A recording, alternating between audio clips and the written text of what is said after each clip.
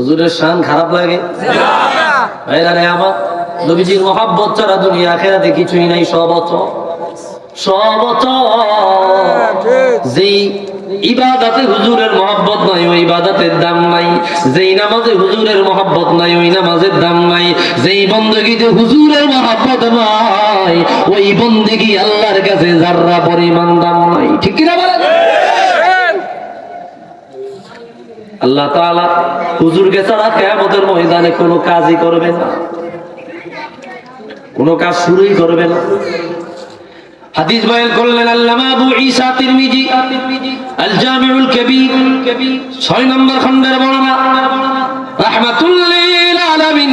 হুজরা মুবারক থেকে বের হলেন, দেখলেন সাহাবায়ে কেরাম মুহুম ইয়াতাযাকারুন আল আম্বিয়া, ওনারা নবীদের আলোচনা করতেছে, নবীদের বয়ান করতেছে।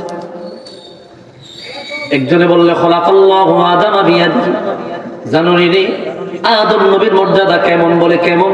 বলে একজন নবী যাকে আল্লাহ নিজ হাতে বানাইছে, ওনার মর্যাদা কত মহান। আল্লাহ নিজ হাতে আদম নবীর শরীর বানাইছে। সুবহানাল্লাহ। আরেকজনে বলল জানুনি রে ইব্রাহিম নবীর মর্যাদা কেমন? বলে কেমন? বলে ওয়াত্তাখাযাল্লাহু ইব্রাহিমা খালীলা, ইব্রাহিম নবীকে আল্লাহ তার বন্ধু বানাইছে। আরেকজনে বলতেছে মুসা নবীর মর্যাদা কেমন জানুনি? বলে মুসা নবী ওয়াকাল্লামাল্লাহু মুসা তাকলিমা, মুসা নবীর সাথে আমার আল্লাহ কথা বলেছে।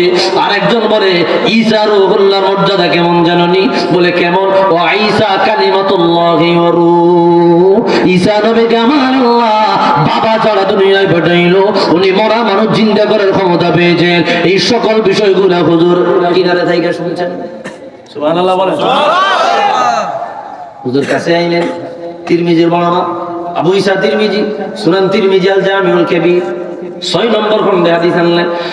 হুজুর এসে বললেন রে সাহাবীরা সামিতু কালামাকুম, আমি তোমাদের কথা শুনেছি, আমি আশ্চর্য হয়েছি, তোমরা নবীদের আলোচনা করেছো। রাহমাতুল লিল আলামিন বলল এইবার আমি নবীর মর্যাদা জানবানি। বলে হুজুর আপনার মর্যাদা আপনার জবানে শোভা পায়, আপনার মর্যাদা আমাদের জবানে শোভা পায়। আল্লাহু আকবার। আপনি কে? বলে আপনার মিসাল, আপনি কোনো উদাহরণ নেই।